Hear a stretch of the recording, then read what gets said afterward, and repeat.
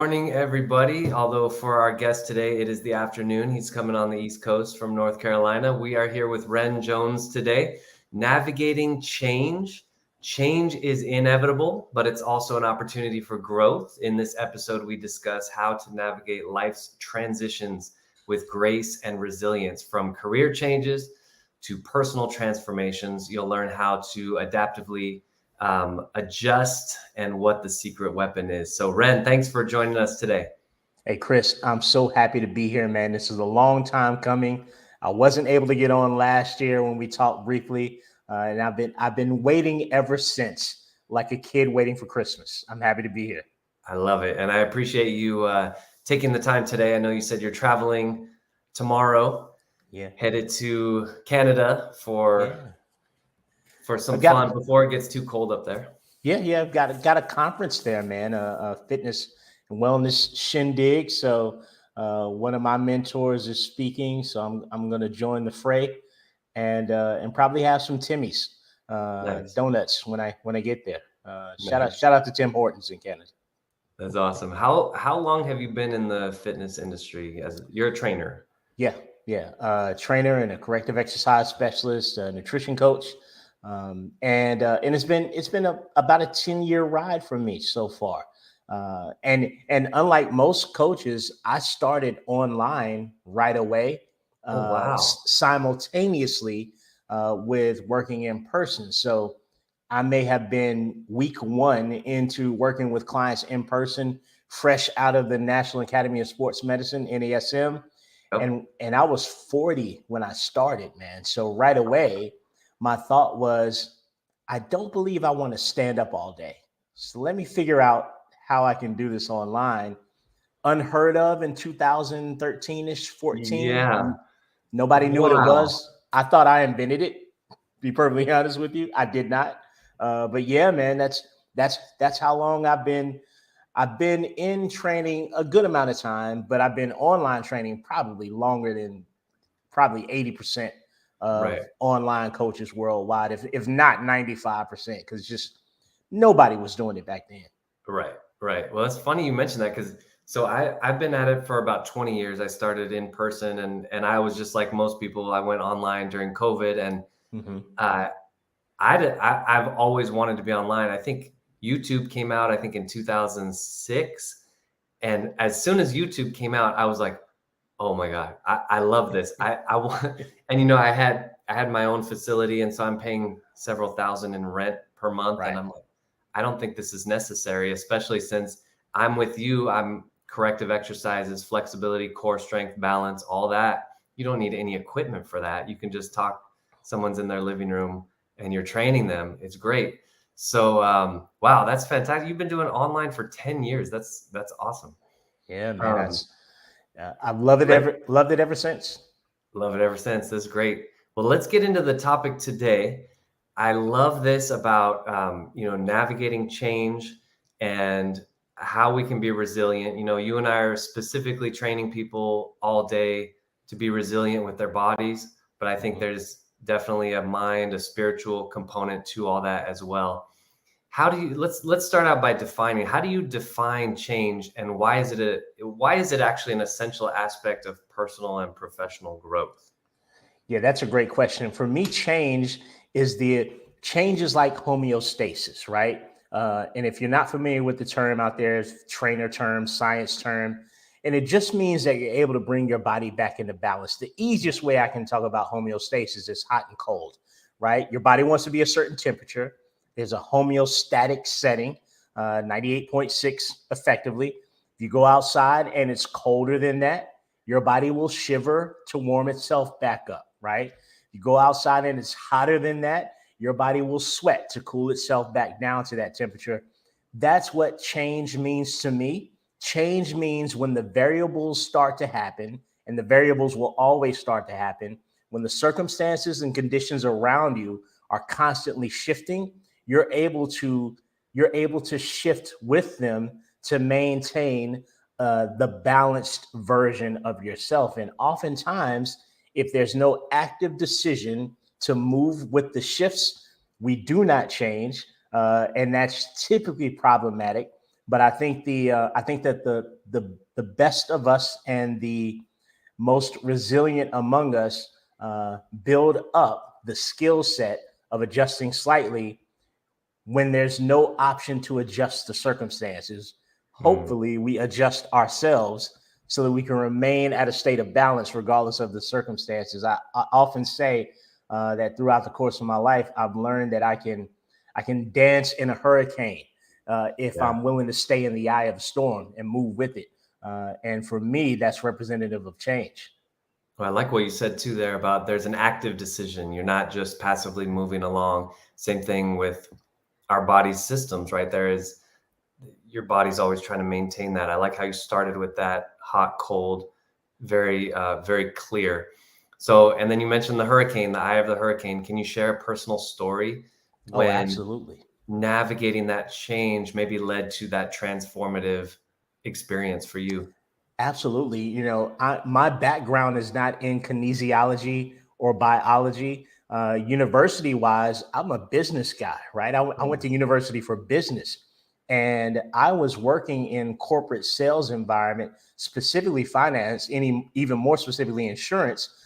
And, you know, I wasn't having a great experience in the work environment that I was in, but more significantly, suffered a series of losses that turned me into a coach. Unfortunately, my big brother Rodney, who was 17 years older than me, died of a massive heart attack suddenly. Man.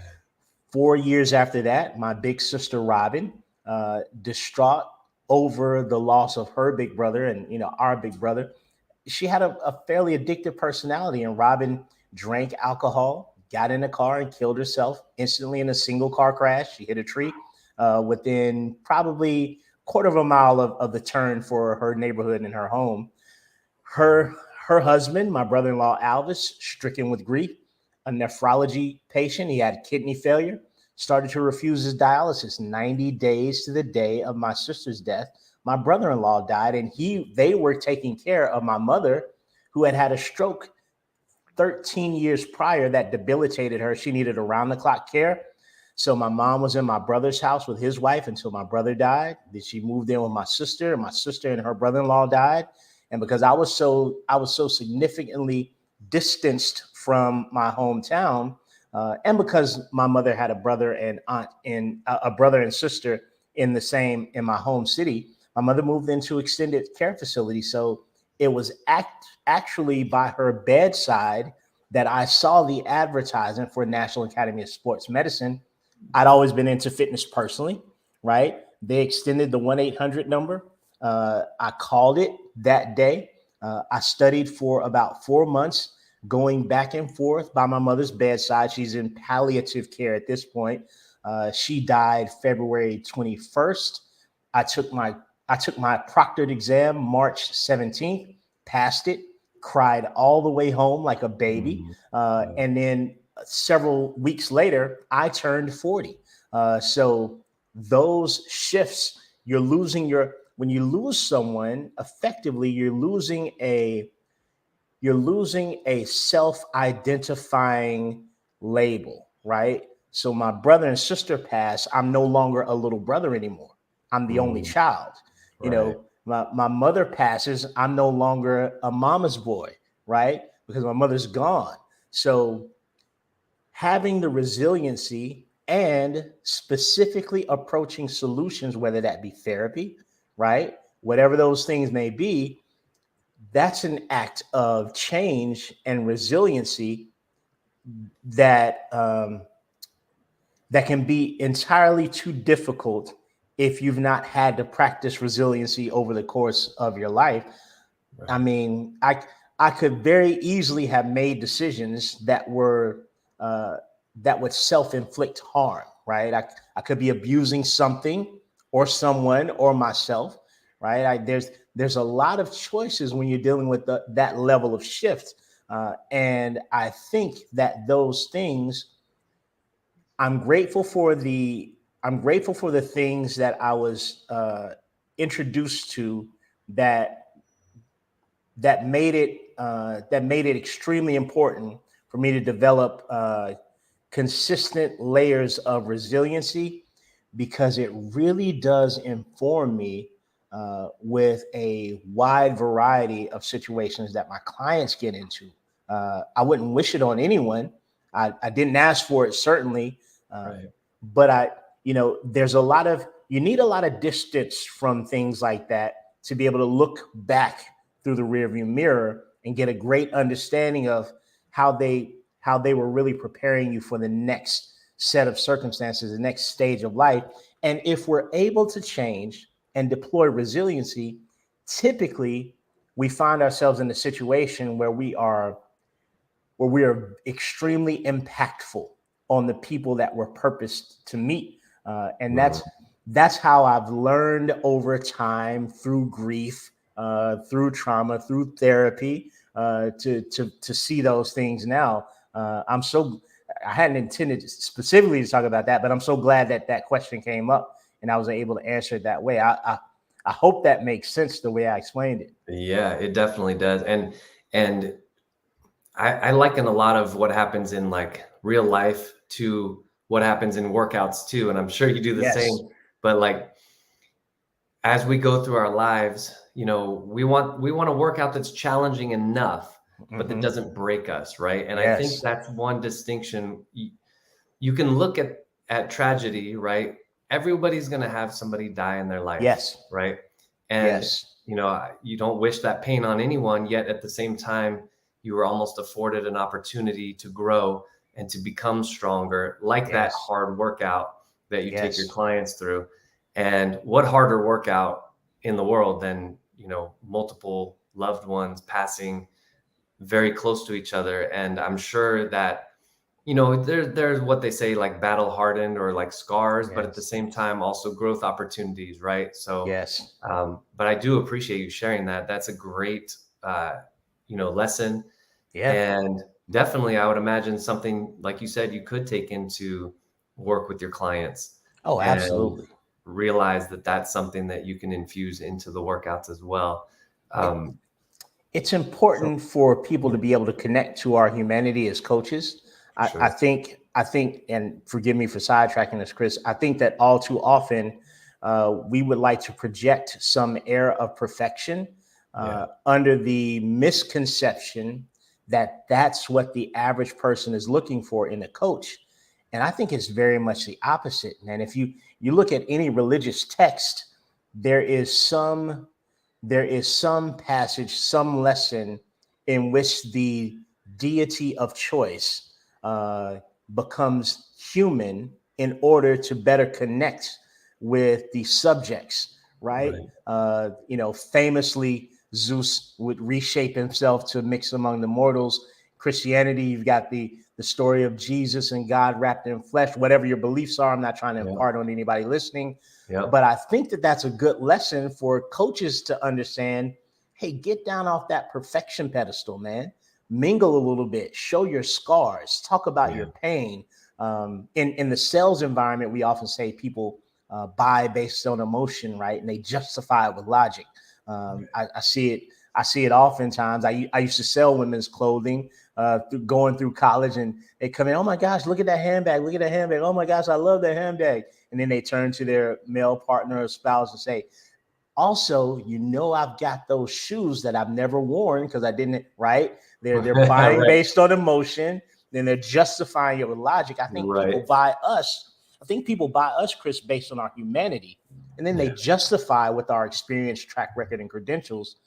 And I see too many coaches ordering that in the opposite order. They talk about their credentials and their history and experience, and people don't know a CSCS from a CPT, right? Right. We're just all Exactly. trainers, right? We're just all trainers. We're just all Yeah. trainers to them. But if they can connect to whatever the authenticity of humanity is, you have a better chance of helping them negotiate. The very important change protocol that I'm sure we'll get into here within Yeah. the next few minutes. I, I I, think I you're felt right. obligated to say that. Yeah, no, I think you're right. There's like three parts, right, in a fitness journey. You have the before, and people are, you know, maybe have this thing in their head. I know I'm not where I want to be. I Mm-hmm. know I need to do something about it. There's a whole billion things I could do. I could just watch YouTube videos all day. I could hire somebody to help Right. me. And if I hire that person, now they're going to take me into the middle section, which is the actual process of that change. Yes. And, there's no get fit quick schemes that work, right? We know it takes time, and we know, okay, I'm going to have to be hanging out with this person maybe for the next year of my life, Right. maybe longer. I better like this person, respect them, trust them, be able to relate to them. And then there's the sort of like, I guess there's a part 3, but really we're always learning. But there's sort of like, I've achieved my goal. Now what? Right. So Right. I agree. So let's dive into that second section, right? That change, navigating change. What are some of the parameters? What are some of the distinctions that we want to make as we're going through change? So actually, let me rephrase that question a little bit. You mentioned like what happened, your mom, your sister, all these loved ones in your life, and then how you're on the other side and you're here as a 10-year trainer. What were some of the processes that went through your head? I think this is more what I want to do. Going through that change, how did you navigate that? What stories were you telling yourself so that you didn't become destructive or addicted to anything? What were some of those stories? Man, that's a great question, Chris. I can tell you one of the most common stories that I told myself was that I had a deep sense of gratitude for all that these people poured into me. And I felt that it would be so disrespectful for them to pour into me until their death, and for me to take that and not utilize it to honor the intention, the time, and the consideration that they worked through to pour into me. I thought about my older sister, who was 13 years older than me. So my siblings were more like parents, right? By the time I was 10, my sister was 23. By the time I was 10, my brother was 27. So people often thought that they were my parents when they would come looking for me in the neighborhood, because the street light had come on and I wasn't in the house yet, right? If the listeners can imagine a time where kids wanted to be outside longer. I remember those days, the 20th century. Right. This was the 20th century, the late 1900s for folks listening out there. But in any case, I remember my mom. My mother was a registered nurse. She was a medical professional, and she was pretty high up on the chain of authority at the hospital that she worked at. But I remember her bringing drinks to soccer games on Saturdays. Yeah. And I remember my older brother spending time with me on the basketball court. I'm a horrible basketball player. God rest his soul. That I did not pick up anything that he tried to teach me on the basketball court. But I remember him taking me to Cub Scout meetings, right? I remember my sister taking me out on Saturdays to get like cookies and a comic book. Yeah. I'm a big nerd for Marvel. I wanted to be an illustrator for the company. I'm a pretty decent illustrator. Nice. Because of her pouring that into me, right? And that was sort of my impetus for strength training too. As a 11, 12, 13-year-old kid, I'm starting to draw deltoids and quad sweeps on Spider-Man, and serratus muscles up near his rib cage. And I get the bug. I'm like, hey, I want to look like Spider-Man. I'm going to exercise. And I just remembered how loving and considerate and compassionate, and how they poured information into me. And if I ever asked any of them a question, if they didn't know, at the time, they would take me to the library. There was no Google, kids, just for you listening out there. They would, or buy me a book on the subject or something. And I thought, man, that's a North Star for me. So whatever I need to do to allow me to feel as if I've honored what they poured in, I'm willing to work my way through the difficulties and the changes to make it happen. Coincidentally, and I didn't mention this, and it bears mention, in 2020, I took an upper level training course for online training. It's called the Online Trainer Academy. It was called Level 2 at that point. And now it's called Online Trainer Mentorship. 2 weeks into this very arduous certification process, my baby sister dies suddenly. And again, I'm cycling back to that. Every time she called me, she said she was proud of me. Every time she called me, she said she loved me.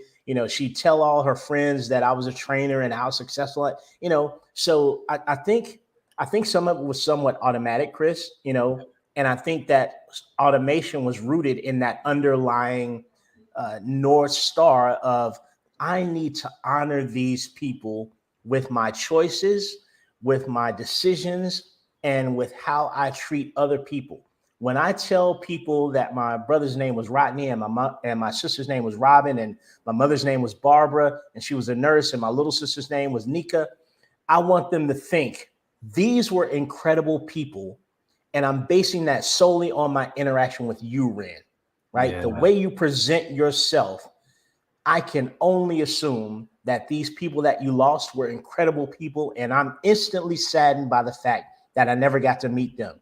And that's been such a driving force for me through navigating whatever obstacle that would present that was in between me and the change process. And I understand that everyone doesn't have that center point, that North Star. Yeah. But I also understand that everybody does have a North Star. It's different for each of us, but if you can latch onto it, I believe that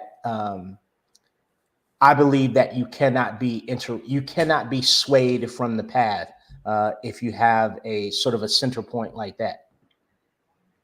That's amazing. That's a really good segue too to the next question. So you mentioned people who maybe don't have the same center point, or maybe they didn't get the same family, Mm-hmm. pouring love. Maybe they never heard anyone say, "Hey, I'm proud of you."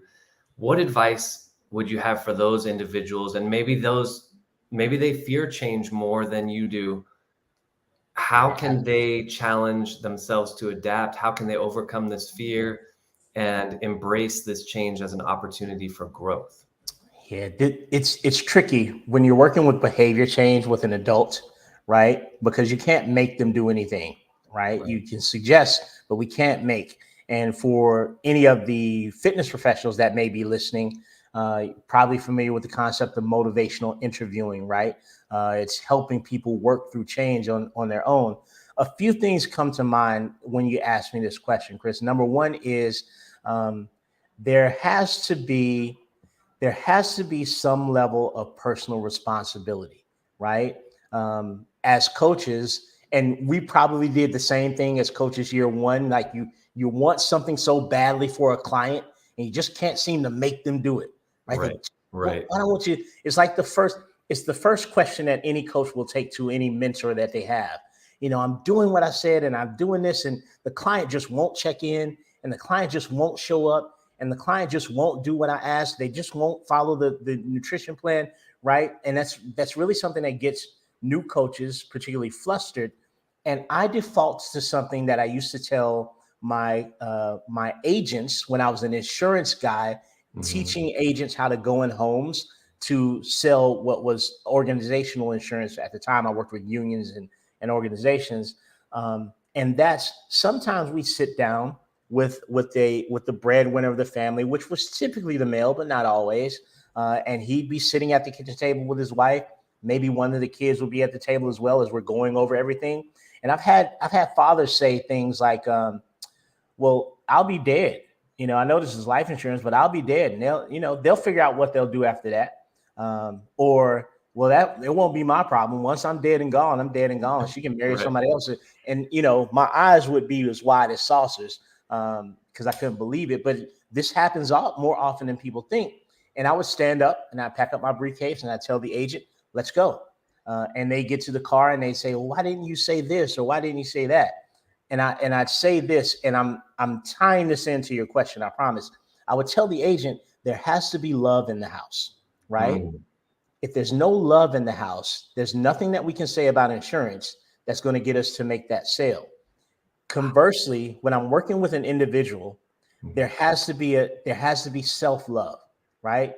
There has to be love in their individual existence, their house of existence, right?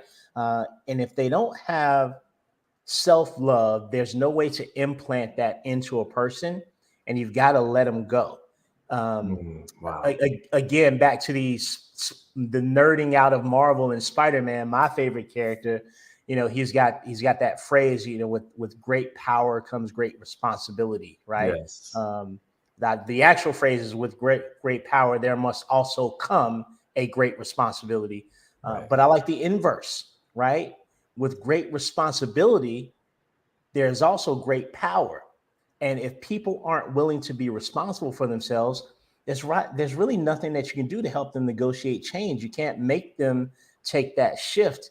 It's important to understand that as a coach, because in the absence of personal responsibility, all accountability is degraded to parenting, and Mm.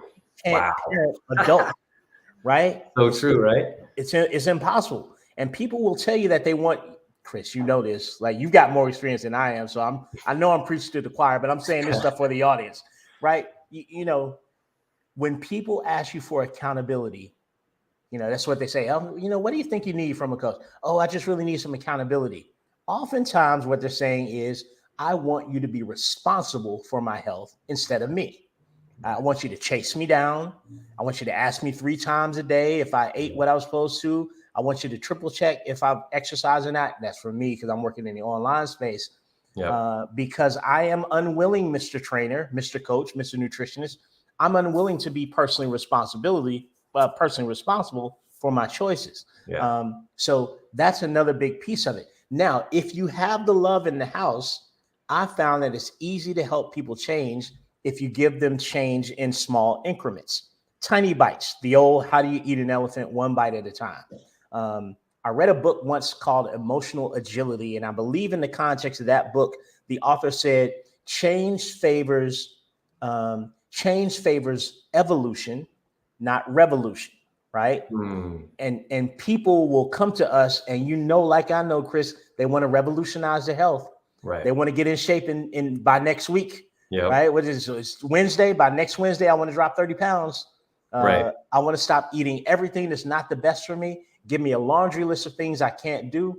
Give me the hardest, most arduous workout you can give me. I'm going to revolutionize my health. And Yep. It doesn't work that way. 2 days later, they're laying in bed. They're so sore they can't get up. Right. First, you add a glass of water. Yes. That's it. Can you drink one more glass of water today? We're going to work on this for 2 weeks, maybe 4. Right? Yeah. Then you add in one vegetable, right? Yep. Yeah, I'm going out for pizza tonight. Hey, enjoy it, man. See if they can throw some extra olives on there, maybe some extra peppers, some onions if you like those. That on pizza, it's okay. Yeah, sure, man. Have the pizza, right? If we can create an environment that gives the potential client enough time to evolve incrementally, the chances of long-term change rocket up, right? If we do what they want, which is give me as rigid a meal practice as you can, give me the most exercise that you possibly can, give me the hardest process that you possibly can, then invariably what happens is we end up with a mask instead of a transformation. And I don't put people in costumes over the course of 90 days. Change takes time. The old African proverb, do not walk 10 miles into the forest and expect to walk out in 5, right? Doesn't work that way, right? So there's a consistent managing of expectations on the part of an experienced coach. And you'll get for any coaches that are listening that are new first year, you're going to go through this and you're going to get people that you cannot help despite all your efforts, and it's not your fault. But do try to create an environment that's conducive for change, and realize that you have to give adults a little bit of space to go through some things, and I'll close with my answer on this topic, that I believe in a hot stove theory. Now, Chris, you have children. You admitted as we came on. I don't have any, but I have cousins and nieces and nephews, etc. And I work with a hot stove theory, right? There's no way to explain to a toddler what a hot stove is. Right. It's just they don't understand the concept, right? I can say, hey, don't touch that. It's hot. And they'll look at me and I'll say, no, don't touch it. And they'll start reaching that hand. And if I don't get across the room, they'll put their hand on that stove. After that, every time they pass by that stove, they're going to Never point do to it it and again. they're going to say, hot. And I'm saying, yes, hot, hot, hot. Yes, hot, hot. And then they'll say, hot. And I'll say, yeah. And they'll walk away. Right. Yep. And adults, we need to give them the space as coaches to touch that hot stove in the context, in the curated environment of a protective coach. Mess up all you want in this process. It's only going to inform you. And when you tumble down the stairs, I'll be at the bottom to catch you. When you touch the hot stove, I'll have the ointment to rub on your fingers and we'll talk about it. And I think all too often coaches can be so rigid in their wish for change that they're unwilling to give the space for the person to actually incrementally change in a relatively protected environment. That's my story. I'm sticking to it, Chris. I love it. It's so true, right? Like so many people want that meal plan or that perfect workout, right? Give me the plan. And I could detail what I do, give it to you on a platter. You could do the same thing to anybody, right? Right. What they're missing. So it's like, do all this and add time. Right. That's really the element, right? How long can you make this your world, right? I wake up, I have a green drink. I drink a gallon of water a day. I walk almost every day. I run, I lift weights. Yes. I do all this. But I didn't, like you said, did not start just like that. Right. But it's been decades, right? Right. You played soccer, little basketball growing up. Same thing with me. I was a runner. We're talking like 40 years here. Right. So yeah. So to get those Spider-Man deltoids, you got to have that time. So Ren, I'm going to give you the chance to go on stage. This is season 2 of the podcast. I haven't done the season 2 yet because all my previous guests had been with me season 1. So I'm going to give you the opportunity for the season 1 grand finale. That is, you're on a stage. You got about a minute to give a motivational speech. Let's say you're talking to high schoolers or maybe a college graduation. It's a 1-minute motivational speech. It's a very broad topic, but you can go whatever direction you want. Okay. How I think you can get the most out of your life. I got it. Am I on the clock now? You're on the clock. Ready, set, go. All right. So if you're listening out there and you want to get the very best out of your life, you need to be aware of 2 things that are fundamentally happening that will never stop happening. Number 1, you have a clock right here on your forehead that's invisible.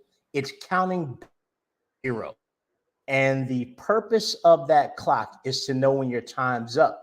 Only you can't see it. You only know that it's counting down backwards. You don't know if that clock is set right now at 80 years and 2 months or if it's set at 80 days, but it doesn't stop for anything. You have a unique opportunity to live one complete existence on this planet.